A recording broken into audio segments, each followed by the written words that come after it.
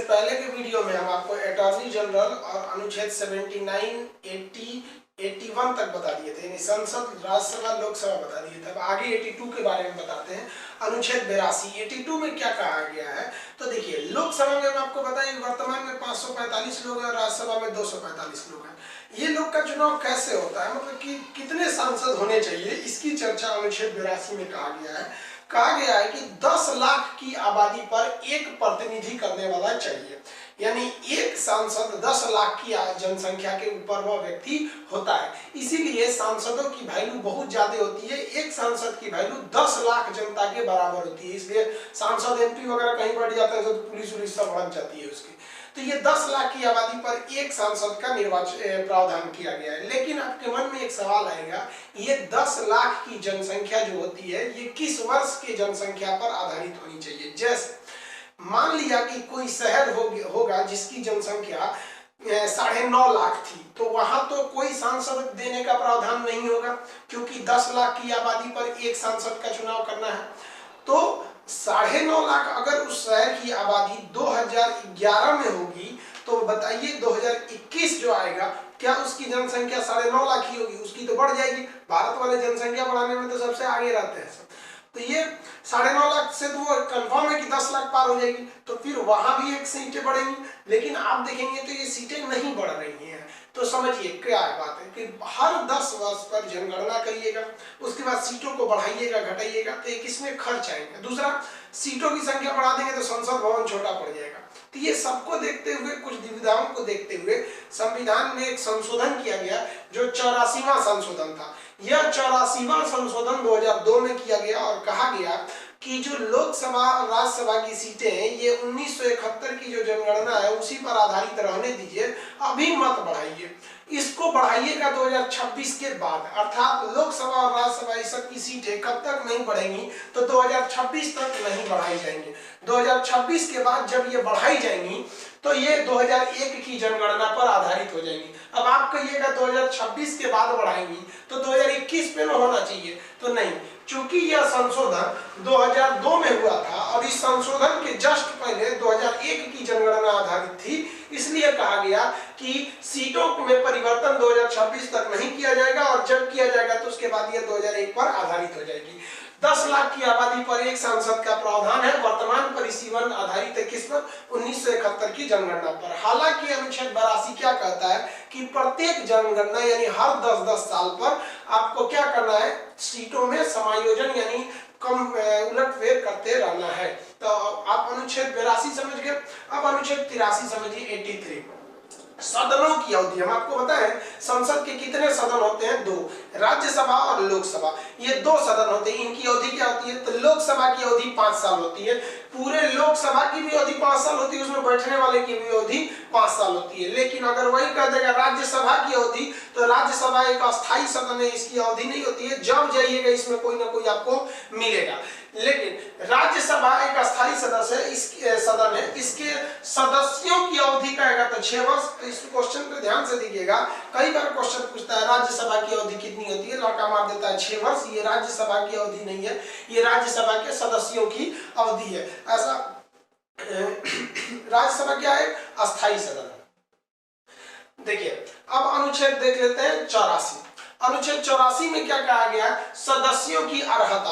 अर्हता का मतलब होता है एलिजिबिलिटी। क्या क्या अर्हता, एलिजिबिलिटी होनी चाहिए संसद सदस्यों के लिए? यानी संसद में तो लोकसभा वाला भी होगा, राज्यसभा वाला होगा, तो संसद के सदस्यों की अर्हता यानी क्वालिफिकेशन, एलिजिबिलिटी चेक करते हैं। तो सबसे पहली अर्हता है कि यह भारत का नागरिक होना चाहिए। भारत का क्या होना चाहिए? नागरिक होना चाहिए। इसका मतदाता सूची में नाम होना चाहिए, 18 साल के बाद उस सूची में नाम जाता है। तो भारत का क्या होना चाहिए? नागरिक होना चाहिए। पागल या दिवालिया नहीं होना चाहिए। देखिए, पागल तो आप समझते हैं, पागल क्या होता है। अब दिवालिया क्या होता है? दिवालिया किसे कहते हैं? दिवालिया वह व्यक्ति होता है जिसकी जितनी औकात है ना, उससे ज्यादा वो कर्जा ले लिया है, यानी अब उसके पास कर्जा चुकाने का पैसा नहीं है तो भाग जाएगा। जैसे अभी देखिए, मेहुल चौकसी, नीरव मोदी, विजय माल्या, ये लोग दिवालिया हो गए, भाग गए। अगर ऐसे दिवालिया लोगों को आप सांसद का सदस्य बना दीजिएगा ना, तो पहले तो सोचेगा जहां मिले लूट के पहले अपना कर्जा भर लो, तो इन दिवालिया लोगों को संविधान में जगह नहीं दिया गया है कि भैया आप पहले कर्जा चुका के आइए तब संवैधानिक पद पे आइएगा। दूसरा होता है लाभ के पद पर नहीं हो। देखिए लाभ का पद सिंपल भाषा में समझिए, सरकारी नौकरी को लाभ का पद कहा जाता है। अगर आप प्राइवेट नौकरी कर रहे हैं आप लाभ के पद पे नहीं है। आपको पता है मुकेश अंबानी भारत का सबसे रईस आदमी लाभ के पद पर नहीं है, क्योंकि देखिए कमाना ये लाभ का पद नहीं है, सरकारी जगह पर बैठ के कमाना वो लाभ का पद होता है। तो आप लाभ के पद पर केवल और केवल ध्यान से रखिएगा कि सरकारी नौकरी ही लाभ का पद कहलाता है। जैसे मान लीजिए कोई राज्यपाल है, कोई मंत्री है, कोई विधायक है, कोई मुख्यमंत्री है, कोई प्रधानमंत्री, ये लोग लाभ के पद थोड़ी हैं, ये लोग तो जनता के सेवक हैं। आप तो जानते हैं कितने अच्छे सेवक हैं। खैर छोड़िए, सरकारी नौकरी नहीं रहना चाहिए, अगर वो उठता है तो उसे पहले त्याग पत्र देना पड़ेगा। चलिए आगे समझते हैं। लोकसभा के लिए अगर उठना चाह रहा है तो उसके लिए आयु कम से कम 25 होनी चाहिए, और राज्यसभा में जाना चाहता है तो आयु कम से कम कितनी होनी चाहिए, 30 वर्ष होनी चाहिए। अब यहाँ एक क्वेश्चन बढ़ जाता है कि प्रधानमंत्री की आयु कितनी होनी चाहिए। तो देखिए प्रधानमंत्री राज्यसभा से भी जा सकता है, जैसे हमारे पहले प्रधानमंत्री मनमोहन सिंह थे, तो अगर राज्यसभा से जा रहा है तो 30 वर्ष होना चाहिए। प्रधानमंत्री लोकसभा से भी जा सकते हैं, जैसे अभी वर्तमान प्रधानमंत्री नरेंद्र मोदी जी, तो ये लोकसभा से आए हैं और मनमोहन सिंह राज्यसभा से आए थे। लेकिन आपसे कहेगा कि कम से कम कितनी आयु होनी चाहिए, तो कम से कम में कम वाला चुनिए, लोकसभा वाला। 25 साल में आप प्रधानमंत्री बन सकते हैं। तो ये समझ गए, आपका अनुच्छेद 84 समझ में आ गया। अब अनुच्छेद 85 समझते हैं। अनुच्छेद 85 में किस चीज की चर्चा है, तो संसद के सत्र, सत्रावसान तथा विघटन। अब ये सत्र, सत्रावसान और विघटन क्या होता है, इससे पहले आप ये समझिए कि सत्र, सत्रावसान तथा विघटन ये सब राष्ट्रपति के द्वारा होता है। बस इतना ध्यान रखिए कि राष्ट्रपति द्वारा एक एक करके समझते हैं। संसद का सत्र क्या होता है, तो देखिए संसद में 2 सदन होते हैं, लोकसभा और राज्यसभा। लोकसभा में 545, राज्यसभा में 245। ये सारे लोग अपने अपने क्षेत्र में होते हैं। इनकी जो बैठक बुलाई जाती है दिल्ली में संसद भवन के अंदर, उस बैठक को ही हम सत्र कहते हैं। तो सांसदों के बैठक को हम संसद का सत्र कहते हैं। तो सत्र क्या हो गया बाबू, ये एक बैठक हो गया। सेशन क्या होता है, एक बैठक होता है, इन लोग का बैठक होता है। अब बात करते हैं इस बैठक को बुलाएगा क्या। ये लोग दिल्ली में तो थोड़ी ना रहते हैं, ऐसा थोड़ी है कि सारे के सारे सांसद दिल्ली में ही रहते हैं लोग। भाई वो दिल्ली में रहेंगे तो उनके क्षेत्र में काम कौन करेगा, उन लोग को तो वहां की जनता ने चुन के भेजा है, तो अपनी जनता के पास रहिए वहां पर। तो जब ये लोग अपने अपने क्षेत्र में रहते हैं, कोई बनारस का सांसद वहां रहेगा, भागलपुर वाला वहां रहेगा, बेंगलोर वाला अपने क्षेत्र में रहेगा, पटना वाला अपने क्षेत्र में, लखनऊ वाला अपने क्षेत्र में, सब अलग अलग क्षेत्र में रहते हैं। इनको बुलाने की क्रिया राष्ट्रपति करते हैं कि भैया आप लोग आइए संसद की बैठक में। एक्चुअली संसद के साल में 3 बार बैठक बुलाए जाते हैं, 2 बैठकों के बीच में 6 महीने से ज्यादा का गैप नहीं रहना चाहिए, हम अभी समझाएंगे आपको। तो राष्ट्रपति इन बैठक के लिए बुलाते हैं, साल में 3 बार बुलाते हैं। तो राष्ट्रपति जब इन्हें बुलाते हैं बाय लेटर लिख के कि आप लोग आइए, तो इस बुलाने की क्रिया को हम कहते हैं आहूत करना। तो सत्र को बुलाना यानी सत्र को आहूत करना, सत्र की बैठक बुलाना कौन बुलाते हैं बाबू, तो राष्ट्रपति बुलाते हैं। तो सत्र की बैठक बुलाना आहूत कहलाता है। आहूत करने का काम किसका होता है, तो राष्ट्रपति का होता है। राष्ट्रपति ही सत्र को आहूत करते हैं। देखिए आहूत का मतलब होता है प्रेम से बुलाना, और तलब का मतलब होता है डांट के बुलाना। जैसे पुलिस या कोर्ट बुलाती है ना तो तलब करती है, समन भेजती है, चल जल्दी आ जा। तलब करना, प्रेम से बुलाना मतलब क्या था, आहूत करना होता है। जैसे किसी लड़की का शादी होता है तो जब शुरुआत में 1-2 बार वो नैहर जाती है मैके, तो ससुराल वाले उसको आते हैं बुलाने, आहूत करने आते हैं। चलिए एकदम प्रेम से डिब्बा उब्बा में मिठाई ले आते हैं, उसको लाल पीला हरा रंग के कागज से साट उठ के उसमें खाजा वाजा भर के ले जाता है कि चलिए चलिए चलिए चलिए घर चलिए। तो ये क्या है, आहूत है। चलिए यहाँ पे 2-3 साल बाद वही दुल्हन अपना ओरिजिनल रूप में आ जाती है, एकदम खतरनाक रूप में। अब पति से गुस्सियाएगी तो नैहर भाग जाती है। अब पता नहीं क्या है, पति से गुस्सिया के नैहर भागती है, अब नैहरे रहेगी, अब उसको अभी नहीं करती है। तब ससुराल वाला उसको आहूत नहीं करता है, तब उसको तलब करता है, ले तेरा नैहरे में मन लगता हो जल्दी आ। तो जब डांट के बुलाया जाता है तो उसे क्या कहता है, आहूत, तलब करना। प्रेम से बुलाना तो आहूत करना। तो राष्ट्रपति जो होते हैं वो क्या करते हैं, आहूत करते हैं, सत्र को आहूत करते हैं। लोकसभा वाले को कहते रहते, लोकसभा में जो राज्यसभा वाले को कहते हैं, तो राज्यसभा में जब वो इधर का उधर बैठ गया तो कहते हैं पगला के इधर का बैठा है, सब अपने अपने सदन में जाओ लोग। इन लोग को भेज के अपने अपने लोकसभा वाले को राज्यसभा वाले अपने चल जाते हैं पहाड़ी पे। वो रायसीना की पहाड़ी पे उनका डेरा है, राष्ट्रपति साहब का डेरा मतलब समझते हैं ना, घर। तो राष्ट्रपति का डेरा रायसीना की पहाड़ी पे चला गया। अब संसद में घुस गया सब, इधर से 545 इधर से घुसा सब 245। अब अंदर जाके इतना सब सब बवाली है, सब अंदर घुस के हंगामा करेगा सब, तो इसका कोई ना कोई लीडर होना चाहिए कि नहीं। तो लोकसभा का लीडर होता है लोकसभा का अध्यक्ष, राज्यसभा का लीडर होता है राज्यसभा का सभापति।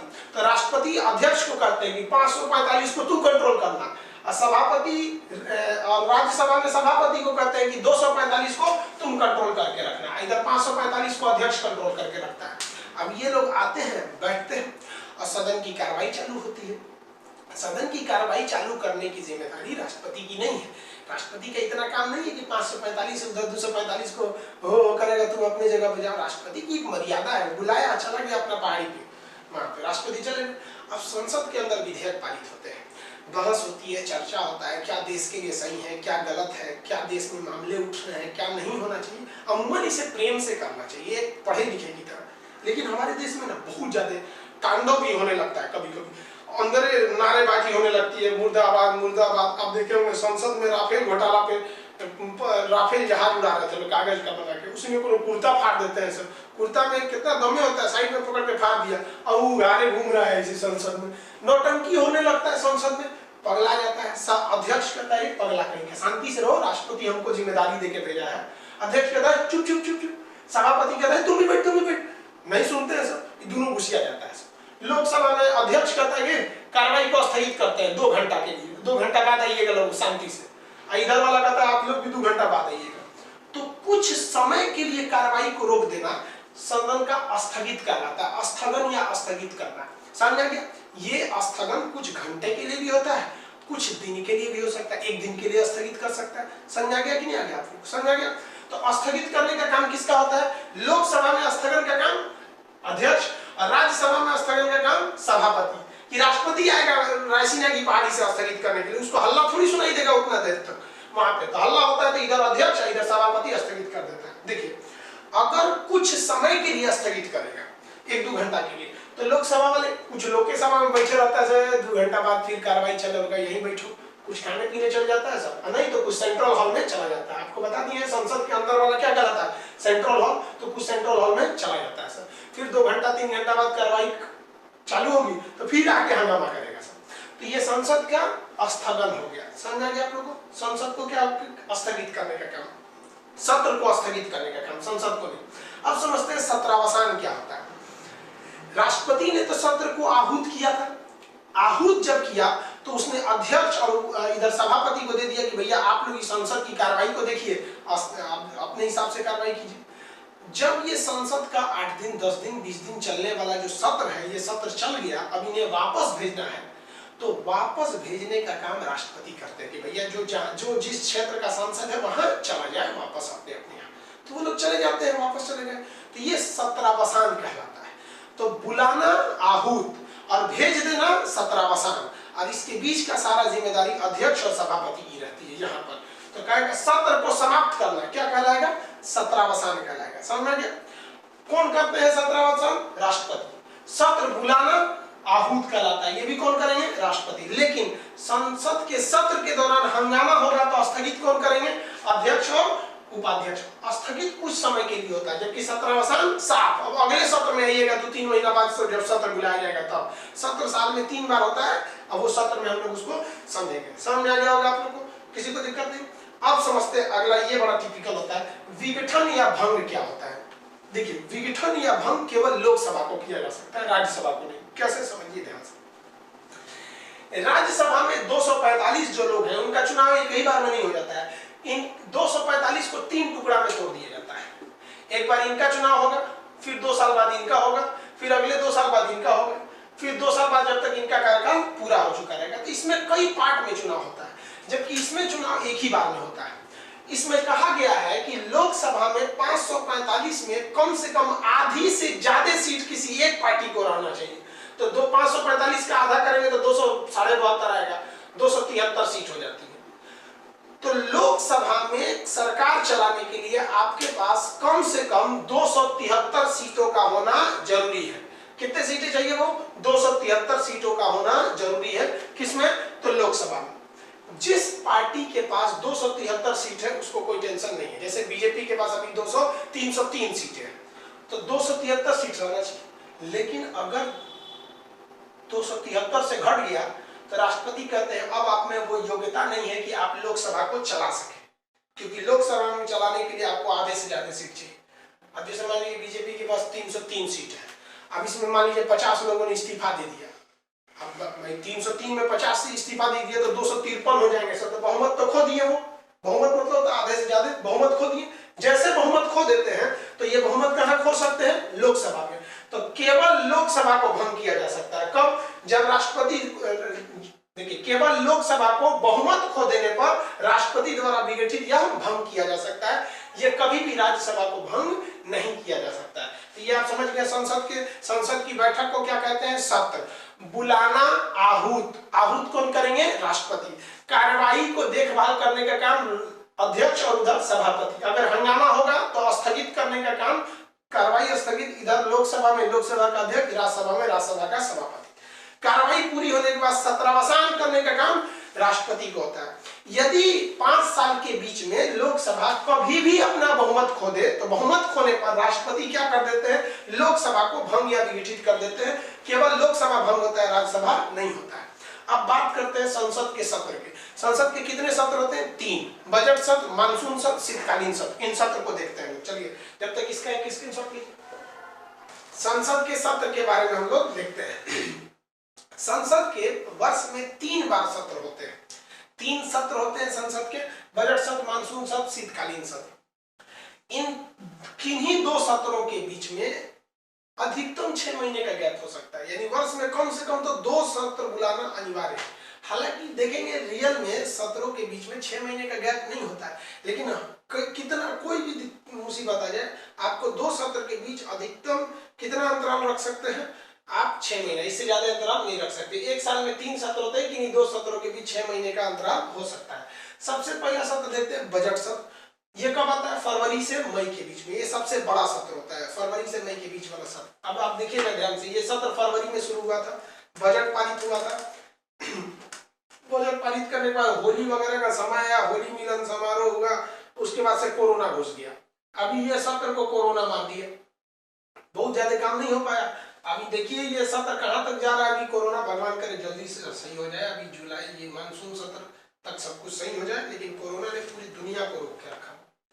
अब ये 2020 का मानसून सत्र जुलाई में आएगा, तब 2020 तो अभी आया नहीं, तो चलते तो 19 वाला देख लेते हैं।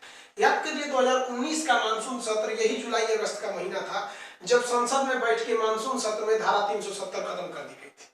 मानसून सत्र में किया गया था। मानसून सत्र एक छोटा होता है, एक्चुअली ये जुलाई में शुरू होता है, अगस्त में खत्म हो जाता है। सबसे छोटा सत्र होता है शीतकालीन सत्र। एक्चुअली आपका ये भी जुलाई अगस्त, ये नवंबर दिसंबर, दोनों में तो एक ही महीने का है, तो ये सबसे छोटा कैसे हो गया? एक्चुअली ये नवंबर के लास्ट में शुरू होता है और दिसंबर के फर्स्ट वीक में खत्म हो जाता है, कभी कभी तो दिसंबर में ही शुरू होता है। तो ये शीतकालीन सत्र, अगर आप 2019 का ध्यान से देखिएगा तो ये यही शीतकालीन सत्र है जिसमें CAA यानी सिटीजनशिप अमेंडमेंट एक्ट जो था वो लाया गया था इसमें शीतकालीन सत्र में। तो शीतकालीन सत्र में CAA आया था, मानसून सत्र में आपका आया 370 हटा था, और बजट सत्र तो अभी चल ही रहा था कि इसके बीच कोरोना हो गया। तो संसद के कुल साल में कितने सत्र होते हैं? 3।